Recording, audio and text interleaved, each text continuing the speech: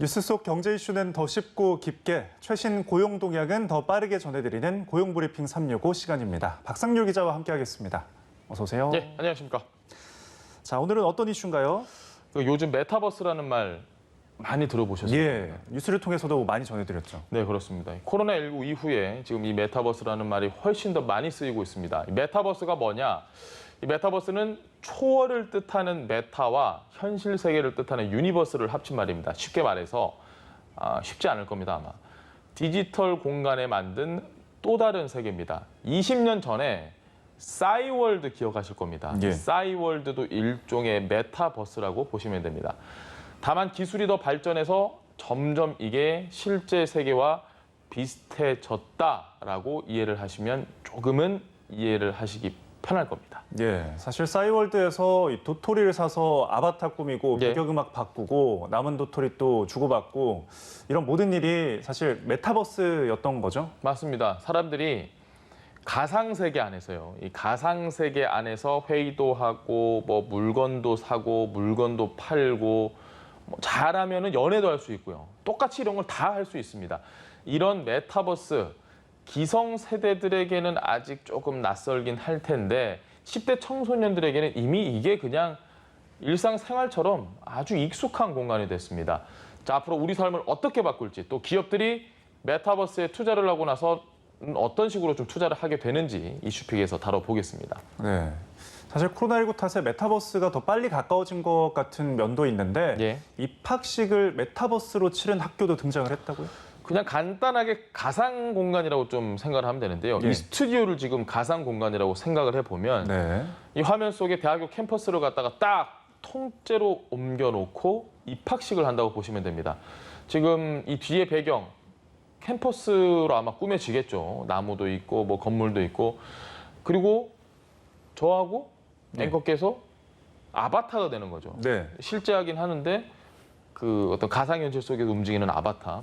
카메라 밖에 있는 스텝도 모두 아바타라고 저희가 가정을 한다면 지금 제 눈에 계신 이 분들 입학식장이 충분히 가능해지는 겁니다. 예. 국내에서는 순천향대대학교에서 메타버스 속에서 입학식을 진행을 했고요. 지금 화면 보시면 딱 저런 식으로 진행이 된다고 예, 보시면 무슨 됩니다. 게임 같네요. 예, 싸이월드의 그 아바타랑 뭐 큰 차이가 없습니다. 네.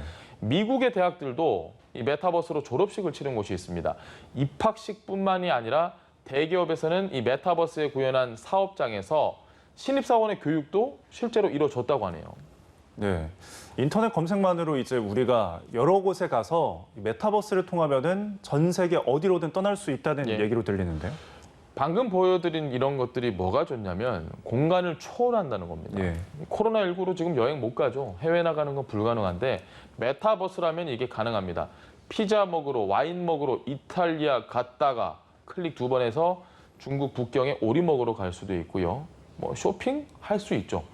실제로 서울 한강공원을 메타버스, 그러니까 온라인 가상 공간에 구현을 해서 관광 홍보를 하기도 했습니다. 한강 가면 꼭 해야 하는 게 있죠. 예. 뭘까요? 뭐 코로나 이전에는 한강에서 피맥하고요. 치맥도 하고요. 예. 라면 끓여 먹고.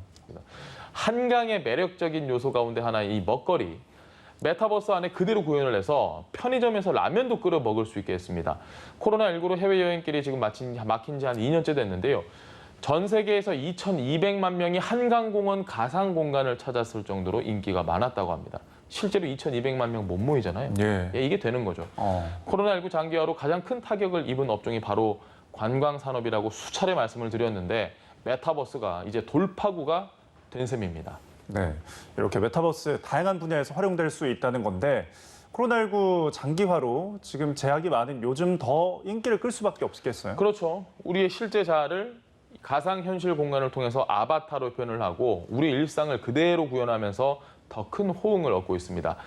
무엇보다 메타버스가 주목받는 가장 큰 이유, 확장성 때문입니다. 최근에 글로벌 IT 기업이 병원과 그리고 대학 산업 현장 모두 물론 이제 메타버스로 지금 다양한 시스템을 구축을 하고 나서고 있는데 독일 자동차 업체는 이 메타버스를 이용해서 가장 효율적으로 생산하는 방법을 시뮬레이션에서 비용 절감 효과도 거뒀다고 합니다. 예. 뭐 조선도 그렇고요, 기계 분야도 그렇고요. 이 메타버스를 활발히 활용을 하고 있습니다.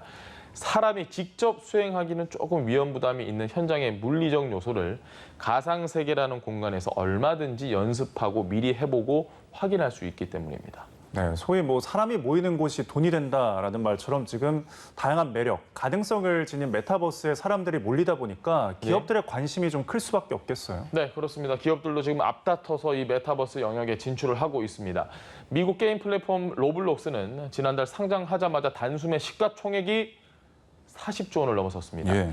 주로 아이들이 게임을 즐기는 가상 공간인데요. 아마 학부모분들은 다 아실 겁니다. 이 로블록스가 뭔지. 이 메타버스의 가치를 인정을 이제 받았습니다.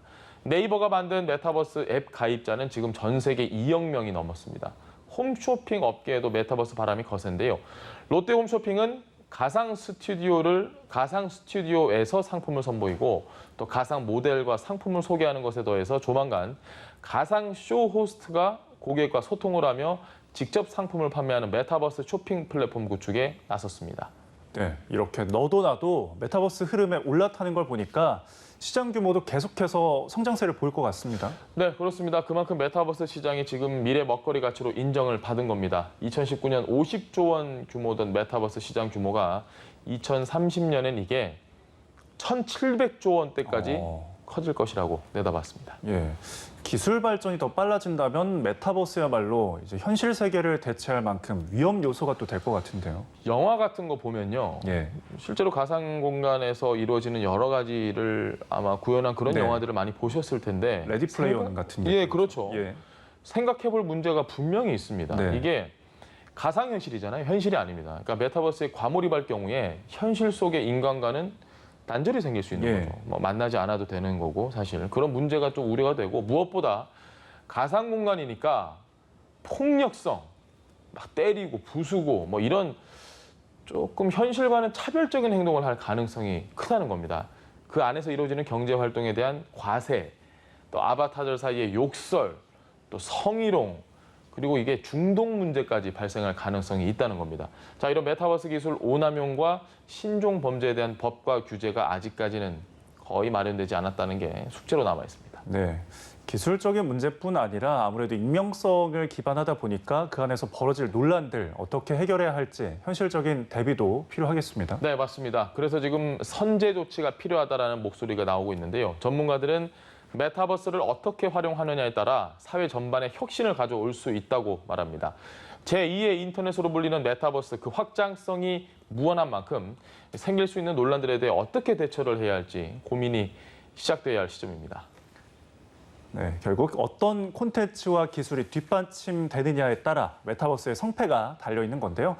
점점 더 넓어지는 메타버스의 세계, 또 어떤 산업에서 가상현실이 펼쳐질지 궁금해집니다. 오늘도 박상률 기자와 함께했습니다. 감사합니다. 예, 고맙습니다. 네, 지금까지 고용브리핑 365였습니다.